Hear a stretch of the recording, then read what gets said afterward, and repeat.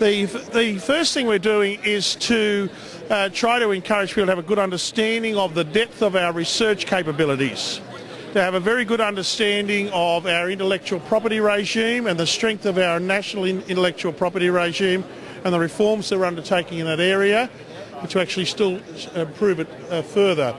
We're also moving to establish a new R&D tax credit regime, and I'm introducing legislation next week which will improve the level of support for small and medium-sized enterprises by 100%, double the amount of money, and for large corporations increase the level of support by 1/3.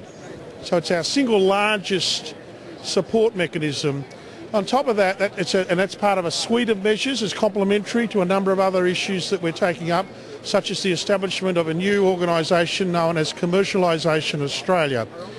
We've appointed a CEO and a board where we make grants to small and medium-sized enterprises. So not only do we provide support by way of a tax credit for investment, we provide a complementary grant system, and we have some 35 grant programs to support investment for small and medium-sized enterprises. On top of that, we have a program called Enterprise Connect, which is aiming at providing management services because it's in some respects built and developed further on the manufacturing services that you've developed in the United Kingdom. And built within that is to support to management particularly, because one of the weaknesses we've found with small and medium-sized business development is the need to actually improve the quality of management. We're also improving the level of engagement by a program called Researchers in Business through Enterprise Connect. On top of that, we've also lifted the level of investment in our public research agencies and our universities. We've increased the level of investment there by the largest amount that we've seen in any government in any year for 30 years. So there's a massive expansion in the public investment program. So the combination of measures, improvement in private sector investment through the innovation system and the public sector system, I think has meant that we're in the strongest position we've been for some time. What's occurred in our country is that the level of support for the capitalisation of the system has seen a 100% improvement in the last 2 years, 18 months. That's still about a 50%. There's still 50% to go to recover from where we were at our peak in 2007. So the economic crisis, although Australia's come through much, much better than anyone would imagine, and probably one of the strongest in the world, we've seen for the biotech sector about 25% of our businesses have hit the fence. So we're improving, we're recovering, and we're strengthening our capabilities and our outreach programs. So there's many, many other additional measures we're taking. I've just sort of touched the surface in that regard.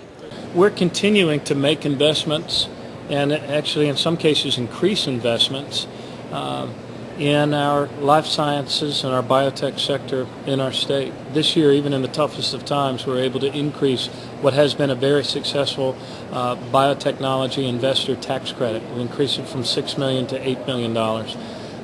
Last year, we opened our Maryland Biotechnology Center, which finally pulls together in one place all of the assets and connections necessary for any entrepreneur, researcher, or venture capitalist to be able to plug into Maryland's life sciences sector. We announced last year a $1.3 billion plan to establish Maryland as the leader among states in biotechnology and life science, and we are executing on that plan even in tough times. Even as our budget is cut, as everybody's budget is cut, we're still making the key investments and protecting priorities that move us forward. Through this recession, Maryland's held on to its job base better than all but about 4 other states. And one of the reasons for that is the continued growth in job creation that's happened in life sciences and biotech. And we've been aided in that effort by a new administration and the Obama administration that believes in making investments in protecting our security, believes in making investments that allow the United States to be a leader in science and new discoveries and renewables and pandemic flu and the like. And the institutions through which our federal government does that are, for the most part, located in Maryland. So USDA, FDA, CMMS, NIH, not to mention University of Maryland, Johns Hopkins. These are all of the things that have us so well positioned to execute on this strategy and to be successful in not only creating the jobs of the present and the future, but the cures and the solutions that our planet so desperately needs right now. Well, I guess Victoria in Australia has actually been on a strategy of developing the biotech industry and the biomedical sector. And we're very well positioned because 40% of all the research money in Australia comes to the state of Victoria. And that's a wonderful base for a biotech industry. So we have about 40% of the companies as well. But the state government has, for about 10 years now, invested heavily in infrastructure. So it built the Australian synchrotron, which is a $500 million investment. And it's now also building the biggest supercomputer involved with biologicals areas. And coming to this meeting gives the businesses and scientists the opportunity of seeing the industry at work and getting a feel for how it works and making the connections, which is so important because it's a global business. And no longer can you say that you're working in a nice niche area. Quick as you do that, you're out of business, really. And so those networks are terribly important. And I think the technologies are rapidly developing, and so there's real opportunities to come in on the back of those and not necessarily develop the technology. You can buy it here and use it. Yeah. So I think it's a great event, and it's a way of actually positioning this state again in the global scene. Through an innovation fund, vouchers for research, bringing in some of the world's best research to Alberta, and also building relationships with universities. Universities like Rice University Nanotechnology, the Helmholtz Institute out of Germany.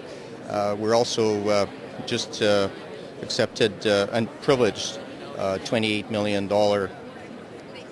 donation from the Li Ka-shing Foundation to the University of Alberta, so we'll have a virology lab in Edmonton. This part of the infrastructure construction we started dating back to 2004, so be the most modern lab facility in Canada. And those are the things that build. We also expanded in Alberta. We added 2 more universities, so that will free up additional opportunity for more PhD and master's degrees to build the team to support the researchers that are coming to Alberta. And we were also fortunate last week when we made the announcement on the virology lab that Dr. Helton from the United States has moved, and he's actually applying for Canadian citizenship, and he wants to conduct and he's very close to winning a Nobel Prize. So it's a combination of different things. It's not one silver bullet, so to speak, to attract investment. And of course, we are going to maintain our competitive tax advantage. We see a lot of young people moving to Alberta simply because it's a flat 10% tax. So the more success you enjoy, you don't pay an accelerated level of tax. It's a flat tax to 10% with a very high exemption level for families. So it's all a combination of different things. It's a number of things. First of all, we have low business taxes, the lowest in the G7. What we've done as well in our 2010 budget is open the door to more innovation. We've eliminated some issues in the Income Tax Act, for instance, that were making it difficult for venture capitalists to invest in Canadian companies. Those barriers are now removed. We've also invested $10 billion this year in R&D, in innovation, on the public sector side, granting councils, universities, business centers of excellence. So as a percentage of GDP, Canada is right up there in terms of our expenditures in public sector investment and innovation. So these are the kinds of things that are great signals to the private sector. They know that Canada is a stable place. We haven't had any bank failures. Our debt as a percentage of GDP is well below the U.S. and the UK and some of our trade competitors. So I think those are all good signals. Well, our biggest, I think, resource is our brain power. We have many great universities and pharmaceutical companies and research labs and hospitals that are world class, and lots of workers who have a work ethic second to none. You put all those ingredients together, that's a very good way to grow biotech. It's growing a lot in our state.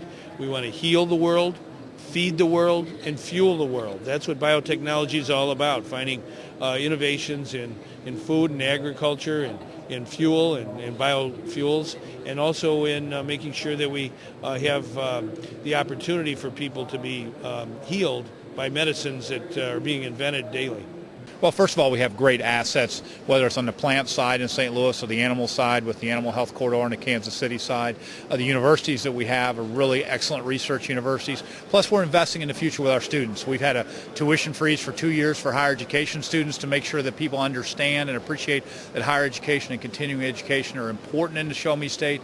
So with the assets we have and with the unification, when you see all sectors of Missouri here, when you see us joining together for something that's not just a booth at a conference, but going to be a lifestyle in the way that travels and crisscrosses the roads of the Show Me State, it begins, I think, to give people a sense as to how committed we are to this sector of the economy. When I talk about what we're doing, I talk about FDI in the Financial Times and the report that you put out that recognizes that we've received the most FDI, foreign direct investment, in the life sciences in Canada over the last period of 2004 to 2009.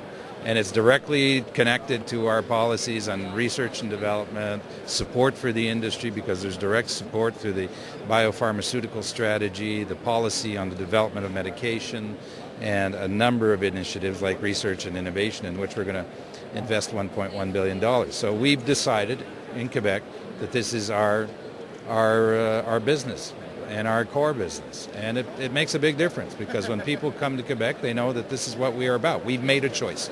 And it shows in the investment that we're getting. We tie that into a broader vision because we're pushing very hard for a Canada-Europe partnership. We're negotiating a labor mobility agreement with France. The idea behind this is to create in Quebec an environment able to attract people with the best talent and research. I mean, our vision of the future is an economy able to attract labor, very high qualified labor in research, but also in the trades. So it's a whole, it's a package, I guess.